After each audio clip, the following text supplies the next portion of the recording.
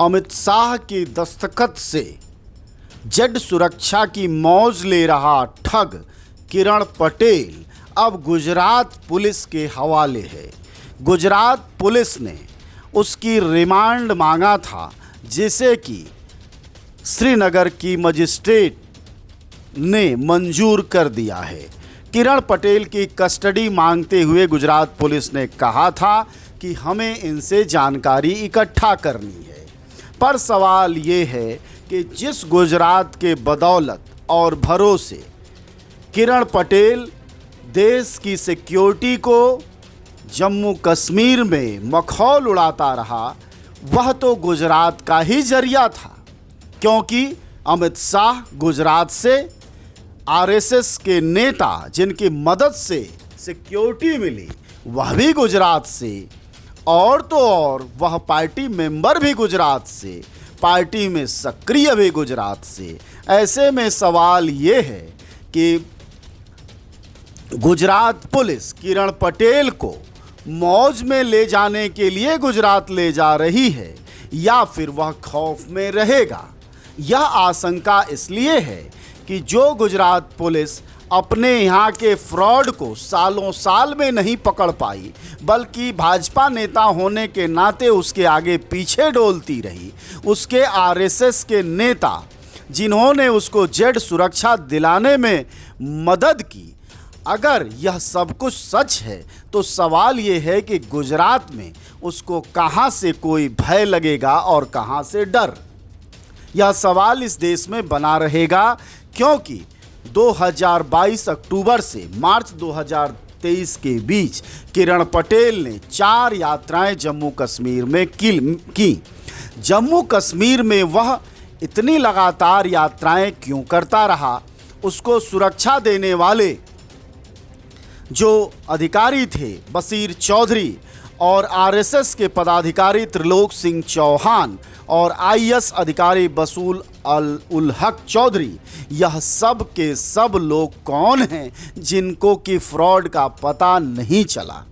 जरा सोचिए कि और कड़ियां जुड़ गई हैं भाजपा से। सिर्फ भाजपा ने ही इसको हीरो नहीं बनाया, बल्कि आरएसएस के नेता त्रिलोक सिंह चौहान के जरिए इस ठग को जेड सिक्योरिटी की सुरक्षा मिली।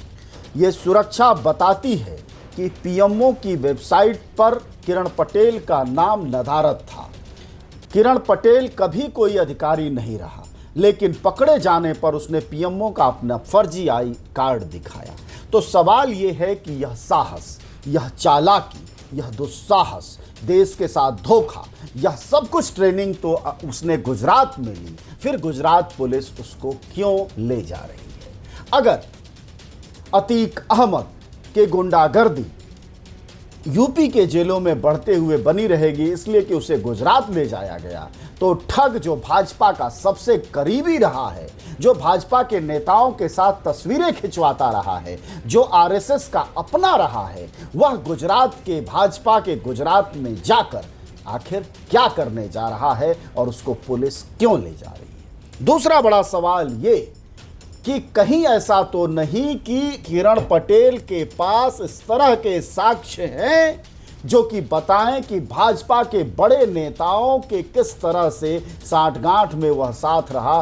कहीं ऐसा तो नहीं कि इसकी भी गाड़ी अलट पलट दी जाए, या फिर कहीं यह जेल में ही भगवान को प्यारा हो जाए? क्योंकि गुजरात सरकार के अगर रिकॉर्ड को आप देखें और गुजरात के जेलों के हालत के बारे में सुने, तो यह बताया जाता है कि तमाम वो आरोपी या फिर इनकाउंटर में मारे गए, या फिर उन्हें रातों रात गायब कर दिया गया या मार दिए गए, जिन्होंने सरकारी साठगांठ के खुलासे की कोशिश की। और वह चांस किरण पटेल में काफ़ी ज़्यादा है, क्योंकि वह अमित शाह के दस्तखत से जेड सिक्योरिटी की मौज ले रहा था। और यह जेड सिक्योरिटी की मौज बताती है कि यह कोई भूल और चूक नहीं है, बल्कि यह कोई साजिश है इस मुल्क के खिलाफ, जिसमें कि कहीं न कहीं से बड़ी मछलियों के हाथ हैं। सवाल सिर्फ ये है कि कहीं बड़ी मछलियों के हाथ मिटाने के लिए तो उसे गुजरात नहीं ले जाया जा रहा है,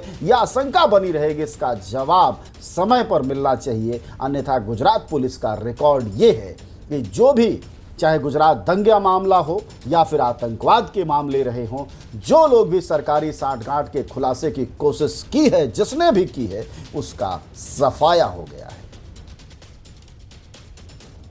आप सब जानते हैं कि जनज्वार का खर्च आपके जनसहयोग की बदौलत चलता है। आप भी जनसहयोग में शामिल हों और आजाद और स्वतंत्र पत्रकारिता को बनाए रखने के हमारे इस महाअभियान में शामिल हों। हमें इंतजार रहेगा आपके सहयोग का, क्योंकि आपका सहयोग ही हमारी मजबूती का सबसे ताकतवर रास्ता है। धन्यवाद साथी।